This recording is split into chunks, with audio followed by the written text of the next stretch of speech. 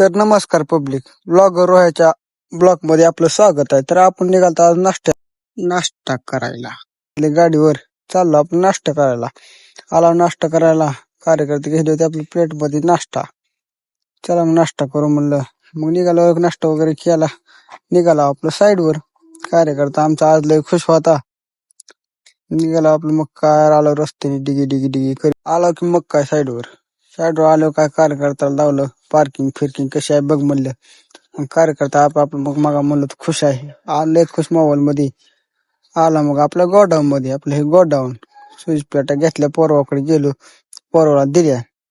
तर आपला कार्यकर्ता बसला होता प्लेट लावत. मग काय आपण निघाल तिथून दुसऱ्या साईडवर आलो आपलं गुरुकृपा इलेक्ट्रिक मध्ये. सज्जन काळे म्हणलं आपल्या ब्लॉक मध्ये घेतलं नाही, काय नाही घेतलं की मग त्यांना पण ब्लॉक मध्ये आलं. मग आपलं हिंजवडीला जायचं होतं कामाला. कसं आहे हिंजवडी हायवे रोड आला आता आपण हिंजवडी फेस 2 म्हणजे IT पार्कला. IT पार्कचा रस्ता कसा आहे, IT पार्कचा रस्ता म्हणलं तर एकदम स्वच्छ आणि सुंदर. चाललो तर मग काय आपलं साईडवर. चला मग आता साईडवर आलो होता आपण. ही साईड होती आपली ही. मग काय साईडवर आलो, साईडवर आल्याला दिसला वॉचमॅन पाशी केली एंट्री. मग निघालो आतमध्ये आल्याला डायरेक्ट पहिल्यांदाच लिफ्ट मध्ये.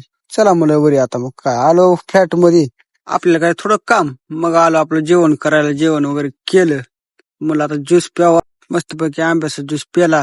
मग आलो लिफ्ट मध्ये, कटाळा आलता लय, झाली होती आपली सुटी. चला म्हणलं मग आता काय जावं आपलं घराकडं. तर काय आपलं गाडी झाली पंक्चर, आलं डकोऱ्याला टेन्शन. मग काय त्या पंक्चरवाल्याला म्हणलं आता काढ बाबा, लय टेन्शन आलं आता काय. पंक्चरवाल्याने दिलं टेन्शन, मला लय मोठा स्क्रू घुसलाय ना, पंक्चर काढा येत नाही, काय असेल तर सांगायला. मग काय पंक्चर काढली, गाडी जोडायला लागला होता भाऊ. 9:15 वाजल्या होत्या. निघालो आपला तर रूमवर आलतो.